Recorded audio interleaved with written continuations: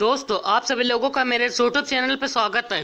दोस्तों आज के वीडियो में जानेंगे कि किसी भी ग्रुप का फर्स्ट एलिमेंट अपने ग्रुप के बाकी एलिमेंट्स अलग प्रॉपर्टी क्यों शो करता है। मतलब हम ये जानेंगे कि किसी भी ग्रुप का फर्स्ट एलिमेंट एबनॉर्मल बिहेवियर क्यों शो करता है।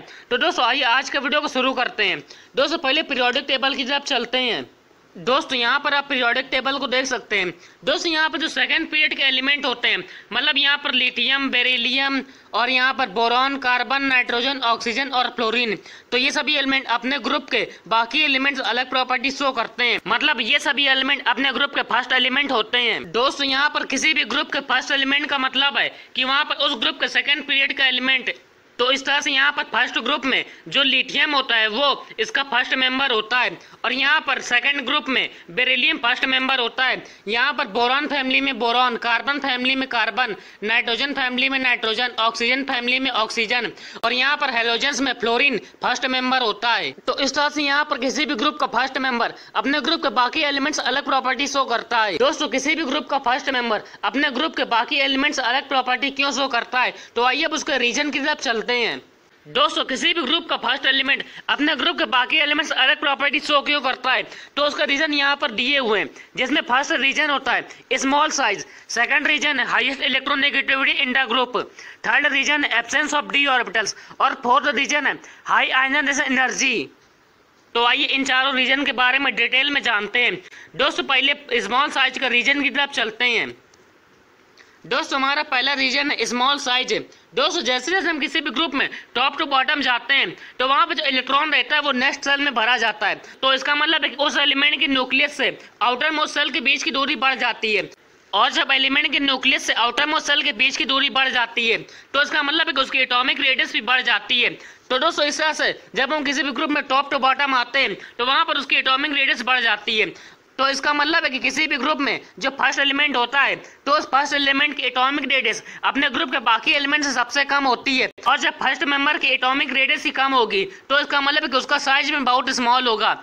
तो इस तरह से किसी भी ग्रुप में फर्स्ट एलिमेंट का साइज स्मॉल होने की वजह से वो फर्स्ट मेंबर अपने ग्रुप के बाकी एलिमेंट्स अलग प्रॉपर्टी शो करता है।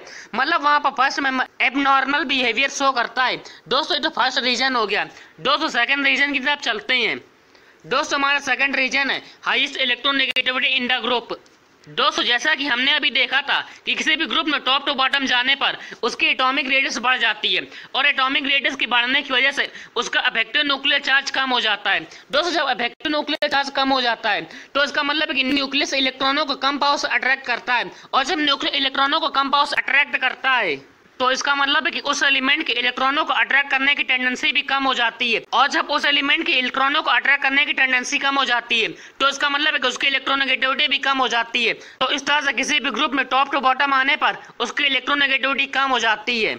दोस्तों इस तरह से हमने देखा कि किसी भी ग्रुप में टॉप टू बॉटम आने पर उसकी इलेक्ट्रोनेगेटिविटी कम होती है, तो इसका मतलब है कि वहां पर जो फर्स्ट एलिमेंट रहता है उस ग्रुप का, तो उस एलिमेंट की इलेक्ट्रोनेगेटिविटी सबसे ज्यादा रहती है। तो इस तरह से किसी भी ग्रुप में फर्स्ट मेंबर की इलेक्ट्रोनेगेटिविटी सबसे ज्यादा होने की वजह से वो अपने ग्रुप के बाकी मेंबर से अलग प्रॉपर्टी शो करता है। दोस्तों ये सेकंड रीजन हो गया। दोस्तों अगले रीजन की तरफ चलते हैं।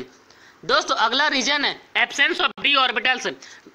दोस्तों अगर हम किसी भी ग्रुप की बात करें तो उस ग्रुप के फर्स्ट मेंबर के पास इम्पैक्टेड डी ऑर्बिटल नहीं रहता है। दोस्तों उसके पास इम्पैक्टेड डी ऑर्बिटल क्यों नहीं रहता है, तो इसको हम क्वांटम नंबर के कॉन्सेप्ट अच्छी तरह से एक्सप्लेन कर सकते हैं। दोस्तों जैसा कि हमने पीरियोडिक टेबल में देखा था कि वहां पर जो सेकंड पीरियड का एलिमेंट था तो वही अपने ग्रुप के बाकी एलिमेंट्स अलग प्रॉपर्टी शो करता था।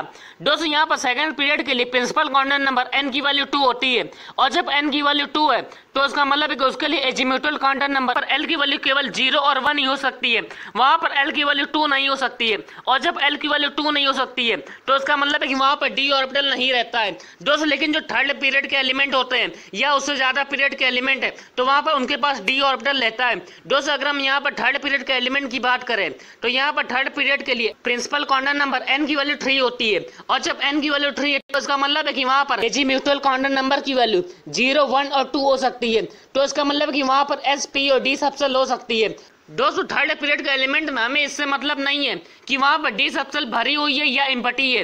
तो इस तरह से यहाँ पर किसी भी ग्रुप के फर्स्ट एलिमेंट के पास डी ऑर्बिटल ना होने की वजह से वो अपने ग्रुप के बाकी एलिमेंट्स अलग प्रॉपर्टी शो करता है। दोस्तों ये थर्ड रीजन हो गया। दोस्तों अगले रीजन की तरफ चलते हैं। दोस्तों अगला रीजन है हाई आयनाइजेशन एनर्जी।